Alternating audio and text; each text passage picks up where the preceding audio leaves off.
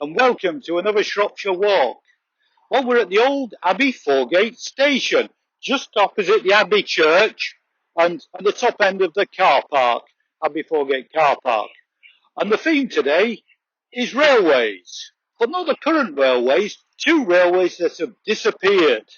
One's the old Potts line and the other is the Severn Valley line.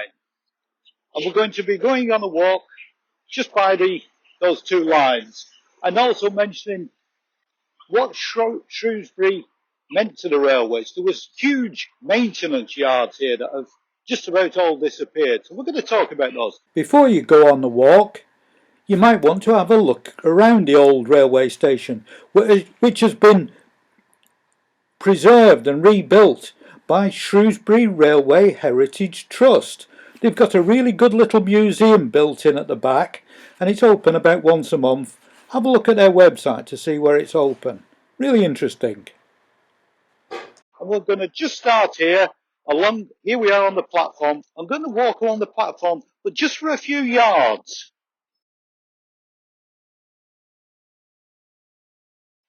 Just behind the railway platform, you can see some old sheds. These sheds were owned by the Greenwood family, who ran a local haulage and bus company. And they used to store the sugar here, so it had come in by train from Liverpool, from Tate and Lyle factory, and would be put in storage in these sheds. And then the Greenwoods would have a lorry, and they'd go out delivering to all the shops around Shropshire, the little villages and the small towns, delivering the sacks of sugar. And we know all this because a good friend of ours, Dennis Greenwood, used to drive the lorries. Sadly, Dennis passed away earlier this year at the grand old age of 96, but he was a fond of stories about old Shropshire.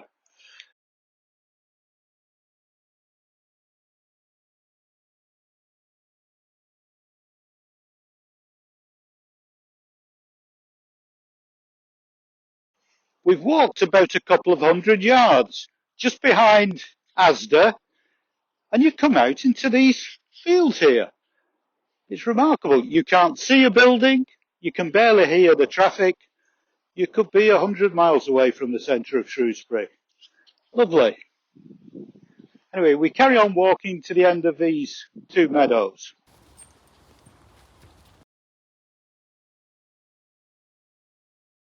We've come out just behind the cinema, and here the old Potts line split. To our left, it followed the route of Bell Lane, or the more recent internal bypass, until it hit the railway line and there was a siding junction onto the Wolverhampton line there. But we're going to follow it the other way, to the right, where it took the route towards Lanarmonnock. Here we're going to cross Old Potts Way and continue behind the Rock Street Youth Club and cross Rock Street. Before you go, just think, everything to the right of you here, where Farr and Harris, the cinema, Asda, etc., all stand now, was railway maintenance yards, where hundreds of men looked after the locomotives and repaired them and got them ready each night, ready for the next day, the steam engines. There was a lot of work involved. All gone.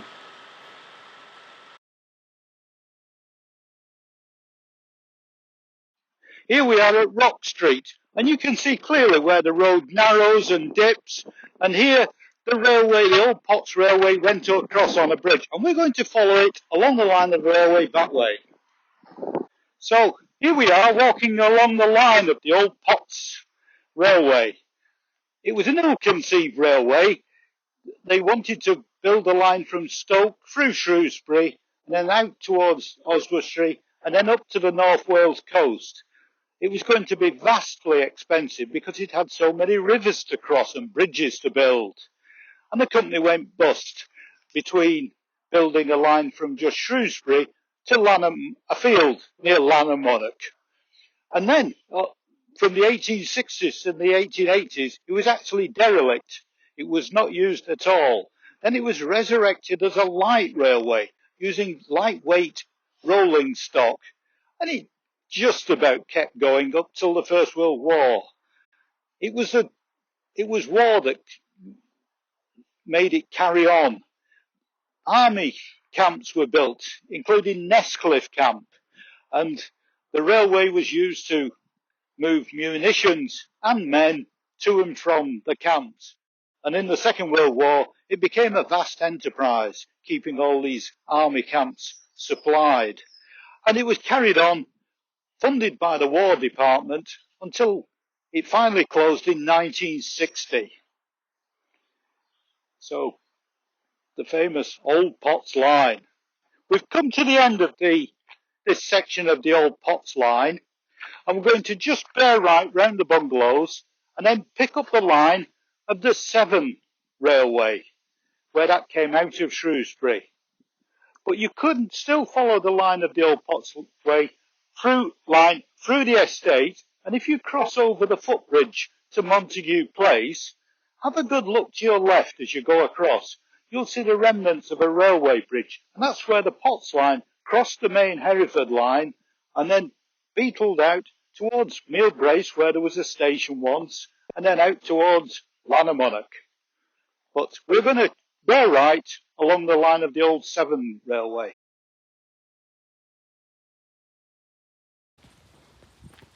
Out at the end of Pemberton Way, and this is called Sutton Bridge. And I think it's worth just turning left for a few yards and having a look at one or two things which are quite interesting.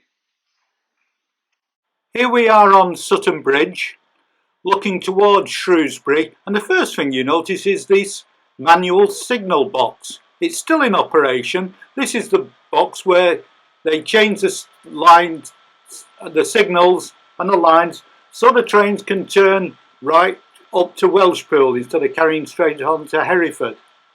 And it's still manual, and it's linked to the big signal box in Shrewsbury, which is the largest manual signal box in the world, I think, now. Behind the signal box, the Severn Valley Railway used to run down through the disused bridge you can see now, and onto Bridgnorth and Kidderminster.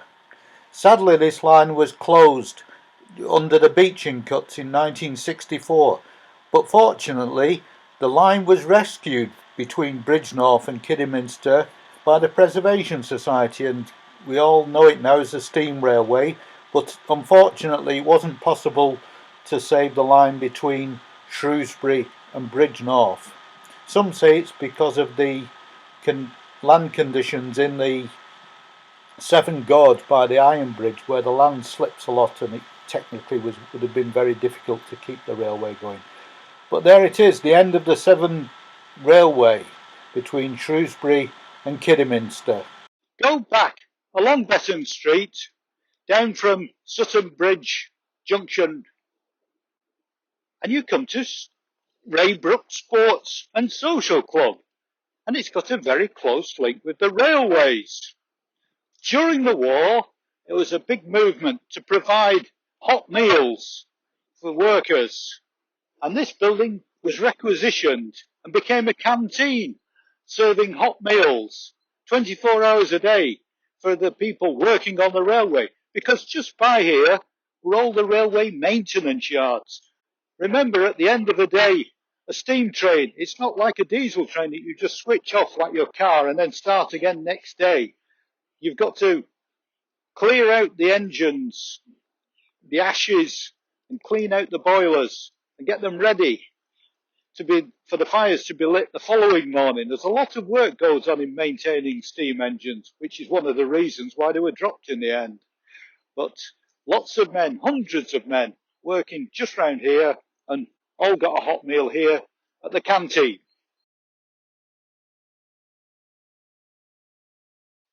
Bounded by Scott Street and Rock Street, there's this development of Victorian terraced houses, small terraced houses, and these would have been predominantly for railway workers. So a little estate serving the needs of the people who worked on the railways, which were just the other side of the hedge there. Here were all the maintenance sheds, and there were turntables where the engines could be turned round. If you go up Betton Street from Coleham, you can still see some of the old Victorian sheds there. And they've still got the maintenance yards for Network Rail to this day. At the end of Scott Street, you can bear left, and then you're at Asda and back at Abbey Foregate where we started our walk. So we're going to end our walk here. The railway maintenance sheds have all gone now, and the land has been redeveloped for the cinema, for Asda, Farr and Harris, and all the other new businesses that have come on the old railway land.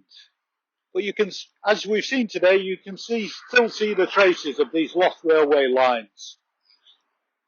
Anyway, thank you for joining us on another Shropshire Walk. Hope you found it interesting.